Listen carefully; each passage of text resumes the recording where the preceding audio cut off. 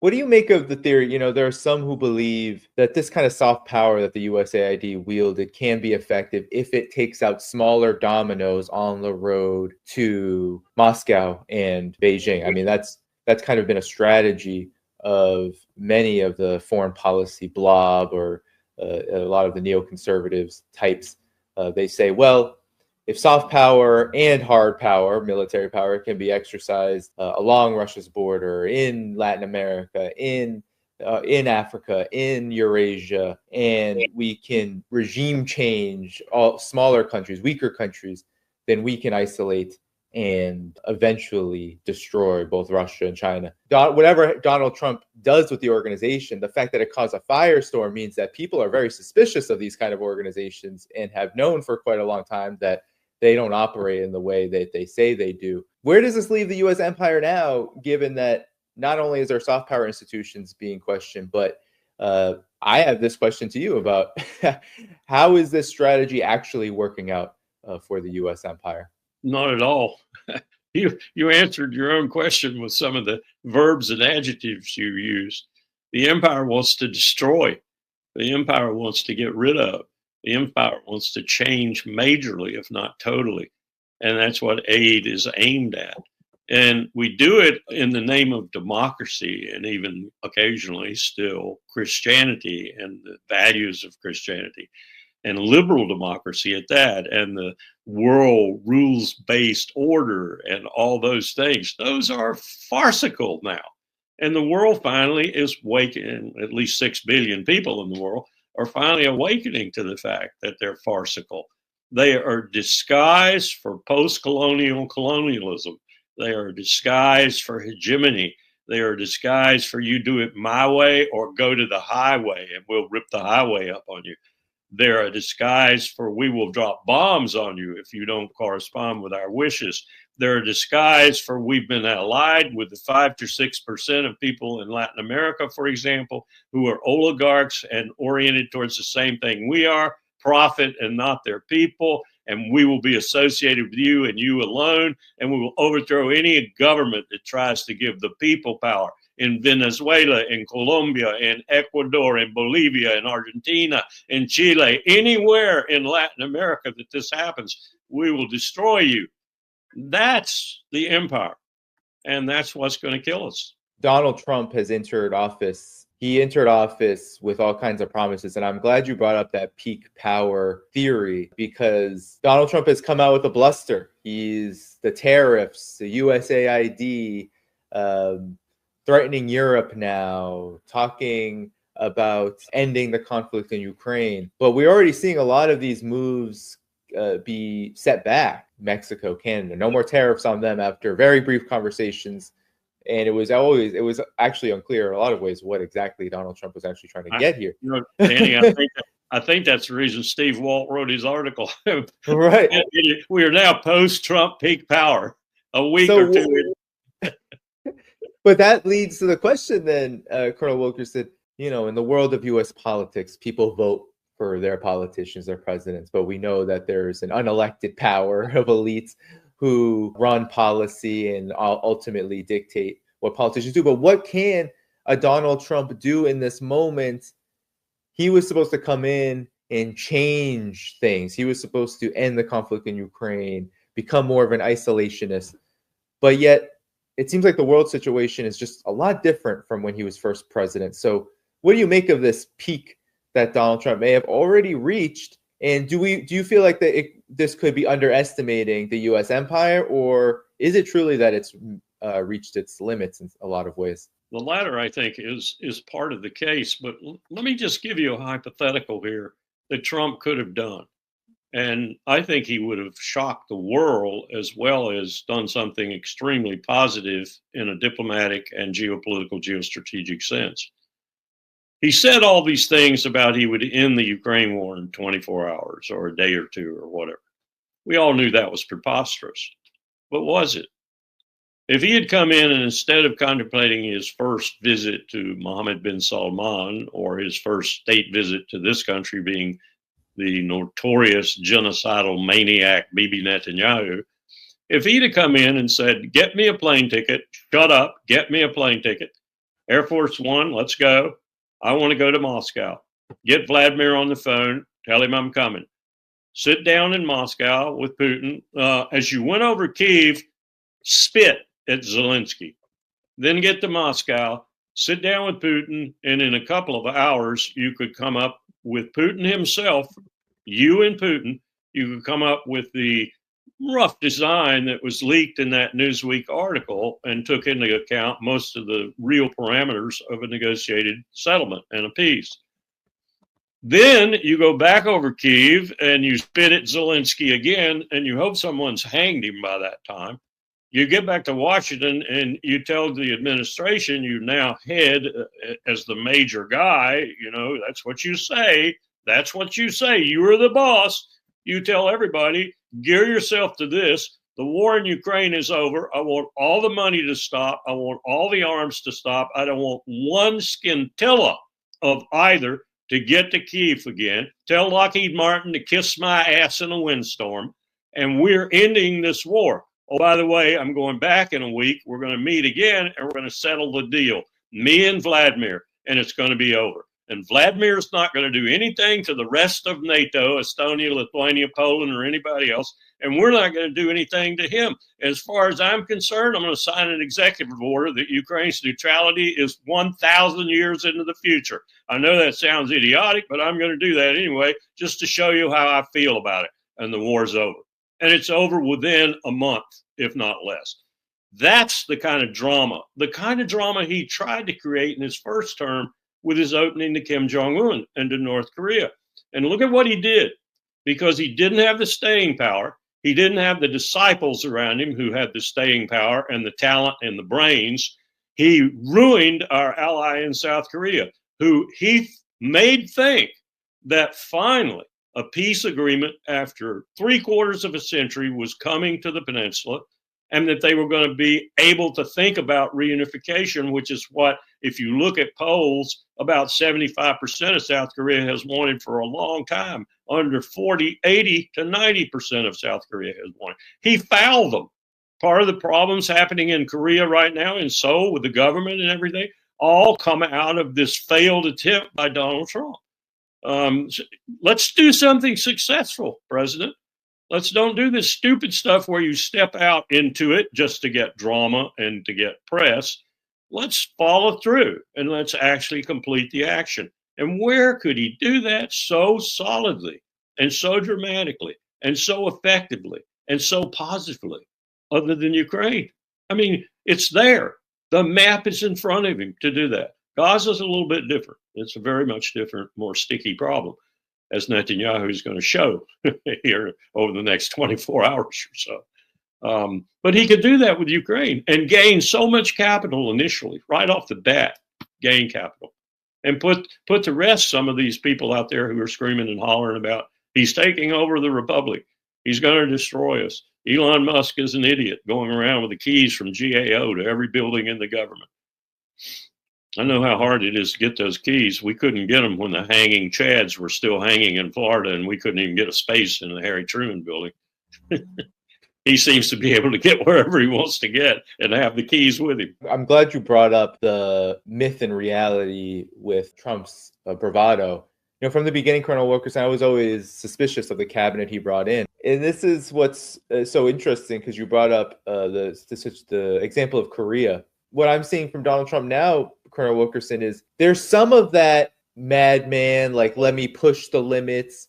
He's talked poorly about Russia. He's spewed a lot of misinformation, actually, about the Russia-Ukraine conflict. But I think that this overall strategy is a bit of a miscalculation at this point. Right now, Russia doesn't have to come to the table if it doesn't want to. The tariffs that he just slapped on China just slaps them right back on coal and agricultural industry. They're going to sue the United States at the WTO, whatever that will do. But then they've also done the rare earth minerals around the U.S. military and sanctioning those as a tit for tat around sanctions. I'm just curious on whether you believe that Donald Trump's quote unquote madman diplomacy can really sustain in this age of the rise of Russia, China, BRICS, this overall new world order that we're seeing, which Donald Trump's not very happy about, and he wants to do something about it. I don't think his way of going about it will work, at least as it's been exemplified so far. I think it's just more of the same, with lots more bombast and lots of rhetoric and a lot less thought. At least I can give credit to Blinken and Sullivan for evil thought, but in my view, but at least they had thought. I don't think, first of all, you can stop this. This is going to happen. I think the best you can do, and what you should do, what wisdom, if it prevailed, would cause you to do, is to go along with it. Not in the sense that you surrender. There's no surrender or victory associated with this kind of movement. In the sense that you accommodate it and you deal with it and you prosper from it yourself. And you don't try to fight it in the sense of using your vast military strength to do so. And there's a asterisk. If you've read Dexter Filkins' article in the New Yorker, Dexter finally, Dennis Leitch and I, General Leitch and I kind of put him on writing that article.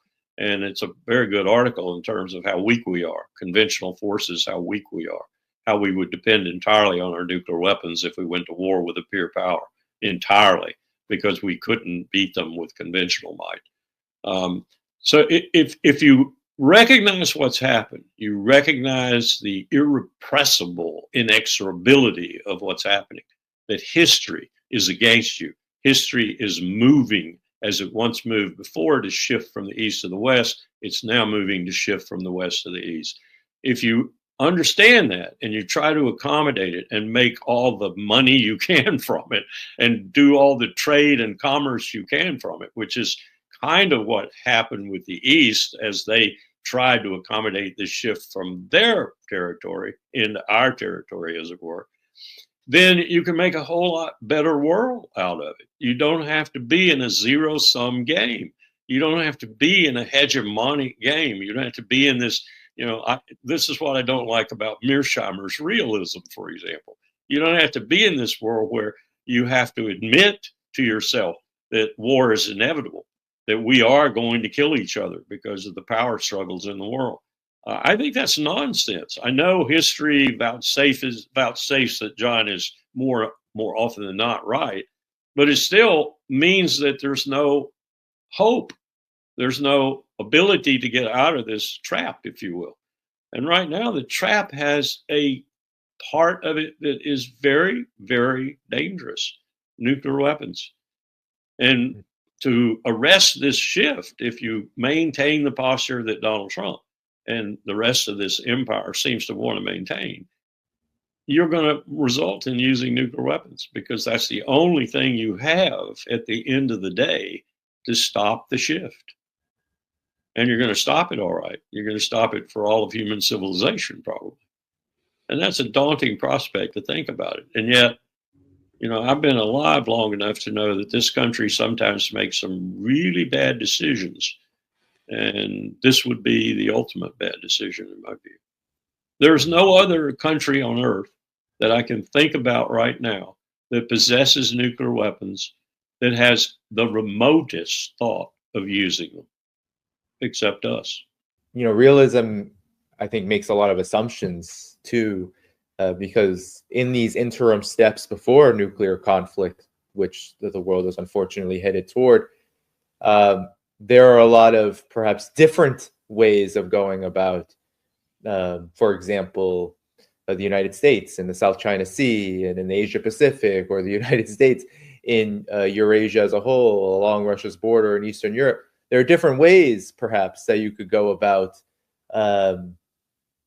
attempting to achieve your interests without provoking and promoting war, right? It's like an inevitability of war, but the wars it's one-sided. The inevitability really falls on the side of Washington, D.C., it seems like, because China, for example, and Russia too, they didn't ask for militarization. They didn't say this was the only way that doing things relating to each other, working out differences could be done. Russia tried so hard to prevent the conflict in Ukraine with many, many, many attempts at making deals with the West. China has said they'll always talk with the West. They do business greatly with the West, but they never said that this needs to happen. So it seems like there's some one-sidedness here that often isn't acknowledged, in my opinion, with realism, that there are players who are pushing for war. Then there are also players on this chessboard, if we look at it like that, that are not, and regardless of whether they engage in it or not, which Russia had to. Your thoughts? No, you're right. And history demonstrates that from time to time, at least, and those times are very horrendous in some occasions, the side pushing for force is the side that wins out, often on multiple planes. That is to say, if you look at World War I or World War II, it was quite a lot of people that walked into that war knowing what they were walking into, but not knowing what they were walking into. So you got to get rid of that, I think, to have a more peaceful world and to have a world that doesn't always court destruction with these nuclear weapons. And you don't do it by using the policies of the past. The policies of the past are bereft. They're broken. They didn't work. They led us periodically into war. War that could be settled, some would say. Some wars must end. Some wars must be fought, as Edward Wacko argued. Why? You ask the question. Why? Because there are people in the world who think the way you do, and there are people in the world who act the way you do. Democracies, I remember this argument I had with Colin Powell at one time. Someone had said, and Powell picked it up and was making it a part of his speeches as Secretary of State, democracies don't go to war. And one day I looked at him and I said, what proof do you have of that? He said, well, I know, he thought I was going to use this argument. I know democracies are rather young in the scope of things in the world, 5,000 years of human history, whatever. But they don't seem to want to go to war. We could go all the way back to Athens. I said, whoa, Athens had plenty of wars. Democracies do go to war. Well, they don't do it in the modern age as much as totalitarian states. Au contraire. Democracies want to foment democracy. What is the purpose of America these days but to foment democracy? The real purpose is to make money, but he didn't have any real counter for that. Didn't have any argument to throw back at me. So as usual, he quit the argument and told me to get out of his office. My point being, let's break the mold.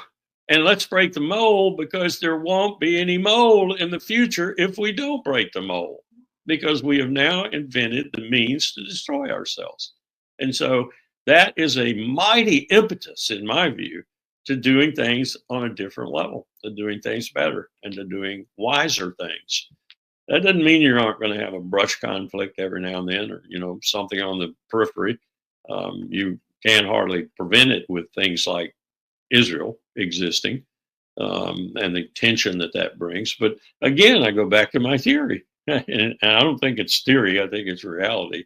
Israel is our attack dog in the Levant.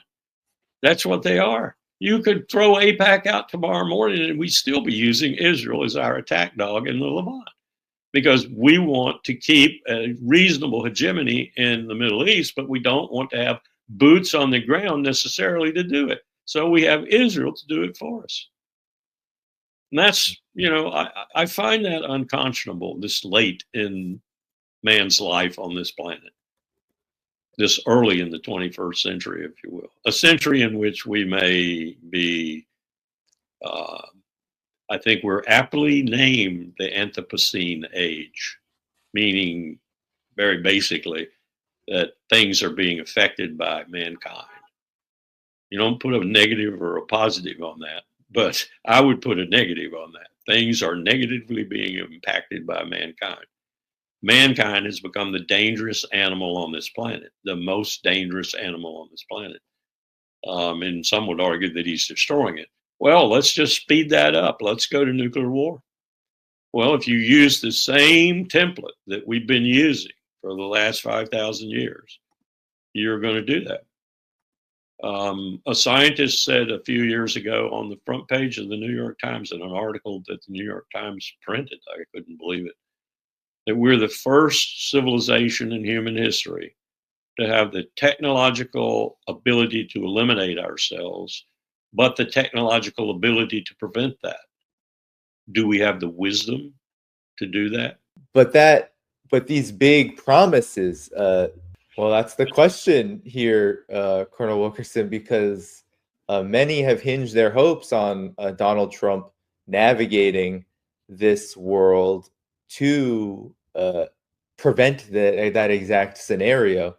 And he campaigned on the notion that he was going to, and he even said recently that he is interested in denuclearization and, of course, ending the conflict in Ukraine. They're not so easy once in the halls of power. Do you feel like it's very early in his administration, but do you feel like when it comes to the condition of the empire in conjunction with this very changing world order, that Donald Trump can play any positive role at all in the coming next 3+ years? Or are we going to see a repeat of his first term where the bravado and the bluster and the attempt to look different ended up turning into its exact opposite, and we saw very little difference? True. And that which we saw that had the potential to be hugely new was adumbrated or stymied in its bid before it was even born, like North Korea.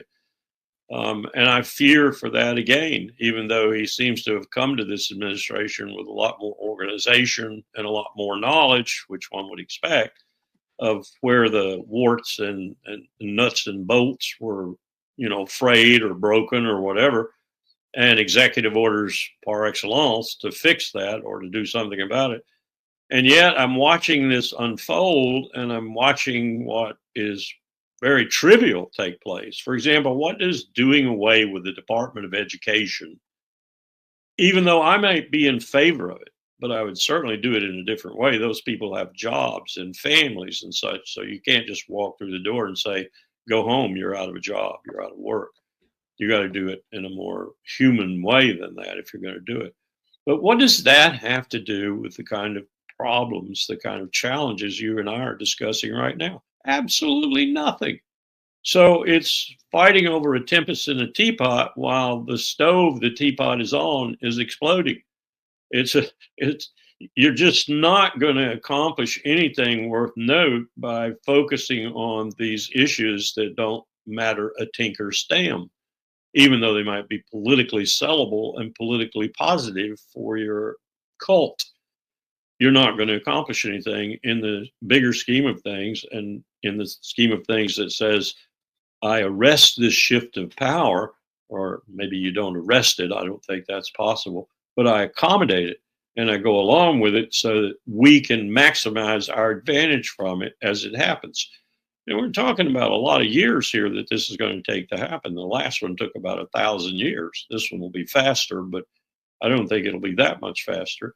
So accommodating it and not using nuclear weapons in that time and preventing the climate from pretty much taking us out anyway are going to be major challenges in this experience, which require, in order to be met, they cannot be met otherwise, cooperation, collaboration, and comity.